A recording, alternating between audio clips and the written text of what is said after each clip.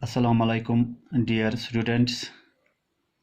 आज का जो हमारा टॉपिक है वो है रेस्पिरेटरी सिस्टम इन ह्यूमंस, जो हमने क्लास 10th की साइंस टेक्स्ट बुक से लिया है। तो आज हम बात करेंगे respiratory system in humans. In human beings, many organs take place in the process of respiration.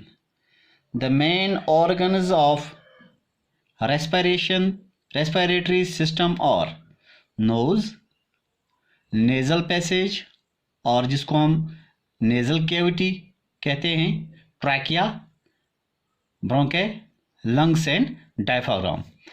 इंसानों के अंदर जो मेन ऑर्गन्स होते हैं रेस्पिरेशन के, उसमें जो मेन ऑर्गन्स होते हैं उनमें नोज़ यानी नाक, उसके बाद नेज़ल पैसेज या नेज़ल कैविटी जिसको हम कहते हैं, जहाँ से हवा फिर अंदर की जानिब चला जाता है, फिर उसके बाद ट्रैकिया, फिर ब्रोंके या ब्रोंक्स जिसको हम सिंगुलर में कहते हैं, लंग्स जिनको हम फेफड़े कहते हैं, और डायफ्राम।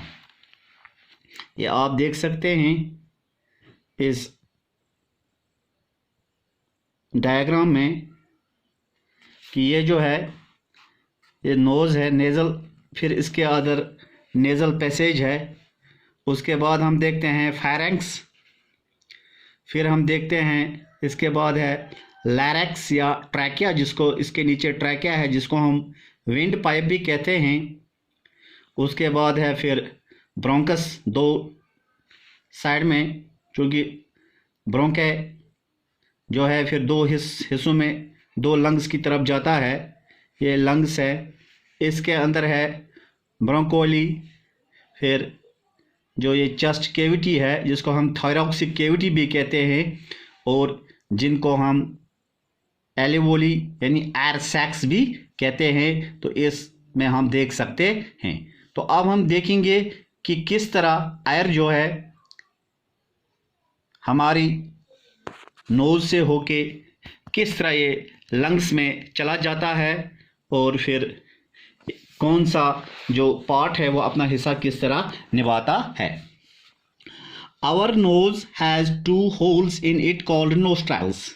हमारी जो नाक है, हम देखते हैं इसके दो सुराख होते हैं जिसको हम नोस्ट्रल भी कहते हैं। इनसे हवा अंदर चली जाती है। The nose is a passage in there is a passage in the nose behind the nostrils which is called nasal passage. अभी हमने देखा कि नाक के पीछे जो एक पैसेज है जिसको हम नेज़ल पैसेज भी कहते हैं या नेज़ल कैविटी भी कहते हैं। इस the nasal passage is separated from mouth cavity जिसको हम बकल कैविटी भी कहते हैं या ओरल कैविटी भी कहते हैं, by a hard bony plate, so that we can breathe in air even when we are eating food. यानी जो हमारी नेज़ल पैसेज है ये सेपरेट हो जाती है हमारी माउथ कैविटी से, क्योंकि दो पाइपें नीचे चली जाती हैं। एक को हम कहते हैं फूड पाइप, एक को हम कहते हैं विंड पाइप। अब जो ये नेज़ल पैसेज है ये अलग हो जाती है बकल कैविटी से या ओरल कैविटी से एक हार्ड बुनी प्लेट से, ताकि जिस वक्त हम खाना खाते होंगे हमारा मुंह जब खाने से भरा रहता है तब भी ये जो नेज़ल पैसेज से एयर हमारे लंग्स तक पहुंचता रहे। वही जो है गुज़ा खाते हुए, जब हम गुज़ा खाते हैं तो ये जो एयर है ये पास हो जाता है नेज़ल पैसेज से। अब नेज़ल पैसेज का क्या काम है? The dust particles and other impurities present in it और trapped by nasal hair and mucus. हमारी नेज़ल पैसेज के अंदर हेयर्स होते हैं, थोड़े थोड़े लंबे लंबे बाल होते हैं नाक के अंदर, और म्यूकस होता है जो एक सेमी लिक्विड पॉट जैसा होता है। ये जो भी डस्ट पार्टिकल्स या बाकी इम्प्योरिटीज़ प्रेजेंट होती हैं इसके अंदर, इनको ये रोक लेता है ताकि हमें क्लीन एयर मिले, so that clean air goes into the lungs, साफ हवा हमारे लंग्स तक पहुँचे। From nasal passage the air enters into pharynx and goes into the windpipe। Nasal passage से ये हवा जो है फायरैक्स में चला जाता है और वहाँ से फायरैक्स के आगे ये विंड पाइप में चला जाता है, जिस विंड पाइप को हम क्या कहते हैं, ट्रैकिया, यानी ट्रैकिया में चला जाता है। अब ट्रैकिया का क्या काम है? The trachea is a tube which is commonly known as windpipe. Trachea एक ट्यूब है, ट्यूब लाइक स्ट्रक्चर है जिसको हम विंड पाइप कहते हैं। The trachea runs down the neck and divides it into two smaller tubes called bronchi.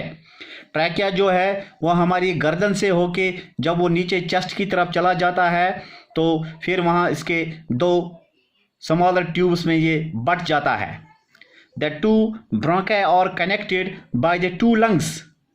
फिर ये bronchi जो है ये दो लंग्स के साथ कनेक्ट हो जाते हैं। इनका जो है ये हवा लाते हैं, फिर दोनों लंग्स की तरफ ये इस हवा को बांट देते हैं। The lungs lie in the chest cavity और thoracic cavity which is separated from abdominal cavity।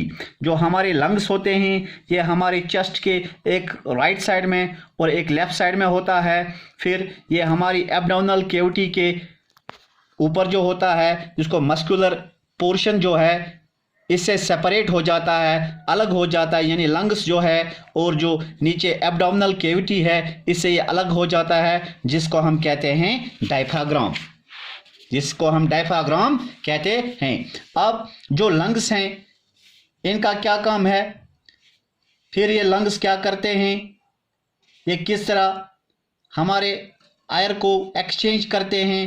ये ले जाते हैं हवा, यहाँ से कौन सा हवा ले जाते हैं जिसमें ये आम तौर पे ऑक्सीजनेटेड हवा जो है ये अंदर ले जाते हैं, फिर लंग्स के अंदर एक्सचेंज हो जाता है गैसेस का और वहाँ से हम इसको कार्बन डाइऑक्साइड हवा वापस मिलती है तो वो इसको एक्सचेंज करके वापस लंग्स से फिर इसी पैसेज के थ्रू ये हमारे नोस्ट्रल्स के बीच से वापस आ जाता है। हमारी जिस्म के अंदर जो एल्वेओली होते हैं यहाँ ही गैसेस एक्सचेंज हो जाता है। लंग्स जो होते हैं ये इस तरह डिज़ाइन किए गए हैं कि जो एक्सचेंज ऑफ गैसेस जो है वो आराम से हो जाए।